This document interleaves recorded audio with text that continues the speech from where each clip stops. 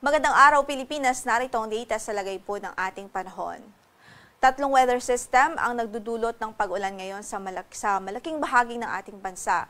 Una na nga riyan ay ang Intertropical Convergence Zone o ITZZ at patuloy po ito nakakaapekto sa Mindanao at Palawan at nagdudulot po ito sa kasalukuyan ng mga pag-ulan sa malaking bahagi po ng Palawan, sa kanlurang bahagi ng Visayas at maging dito po sa malaking portion ng Mindanao. Samantala yung easterlies nagdudulot din ito ng mga pag-ulan dito po sa silangang bahagi ng Luzon at kasalukuyan po ay nagpapaulan nito sa Aurora, Quezon, maging sa Camarines Norte.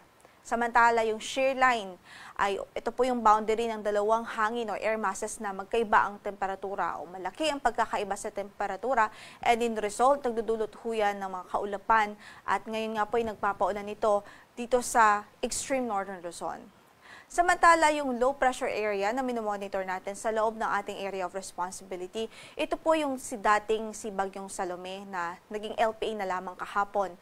Base po sa ating analysis, nakita yan sa layong 270 kilometers kanluran ng Lawag City, Ilocos Norte.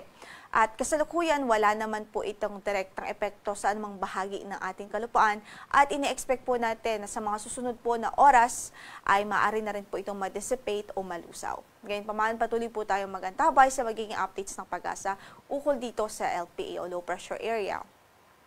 So sa pagtayo ng ating panahon, magiging maulan pa rin ang panahon sa Batanes at Babuyan Islands dahil po sa shear line. Samantala, magiging maulan din sa Aurora, Quezon at Camarines Norte Province dahil din po sa epekto ng easterly o yung hangin na nanggagaling sa dagat Pasipiko. Samantala sa natitirang bahagi po ng Luzon at maging sa Palawan po, magiging maulan din tayo dahil sa Intertropical Convergence Zone. But apart from that, sa Metro Manila at natitirang bahagi ng Luzon ay isolated, mga pulo-pulong, mga mahihinang pag-ulan ang pwede pong maranasan. So sa Metro Manila, 25 to 32 degrees Celsius ang inaasahang magiging agwat ng temperatura. Sa Baguio ay 18 to 24, 25 to 32 sa Lawag City, 25 to 31 degrees Celsius sa Tuguegarao at 24 to 31 degrees Celsius sa Legazpi City. Habang sa Tagaytay ay 22 to 30 degrees Celsius. So, ang magiging agwat ng temperatura. Samantala, sa pagtayo naman po ng ating panahon dito sa Visayas at ilang bahagi ng Mindanao, magiging mataas pa rin ang tsansa ng mga pag-ulan sa maghapong ito dito po sa Zamboanga Peninsula, sa Bangsamoro, sa Negros Island Region, sa Palawan Province, at maging dito po sa Sarangani at Sultan Kudarat, dulot pa rin ito ng Intertropical Convergence Zone o ITZZ. So sa mga kababayan natin doon, huwag kong kalimutan magdala ng mga pananggalang sa ulan at maging maingat pa rin ho sa banta ng mga pagbaha, mga localized flooding, especially sa mga low-lying areas.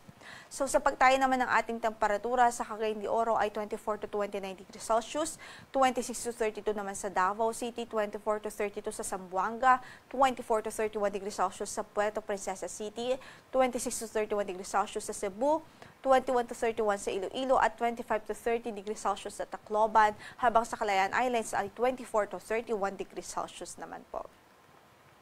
Sa kasalukuyan ay wala po tayong gale warning na nakataas sa anumang bahagi ng ating baybaying dagat.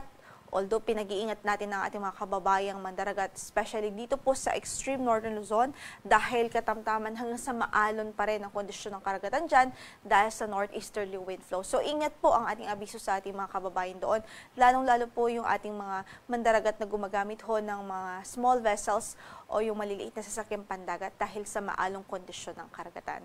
Samantala, banayad naman hanggang sa katamtaman na magiging pag-alon sa natitirang bahagi pa ng ating archipelago. Ang sunrise natin for today is 5:49 in the morning, maya-maya lamang huyan at lulubog ang araw sa ganap na alas 5:31 ng hapon. Ito po si Lori de la Cruz Galicia. Magandang umaga po.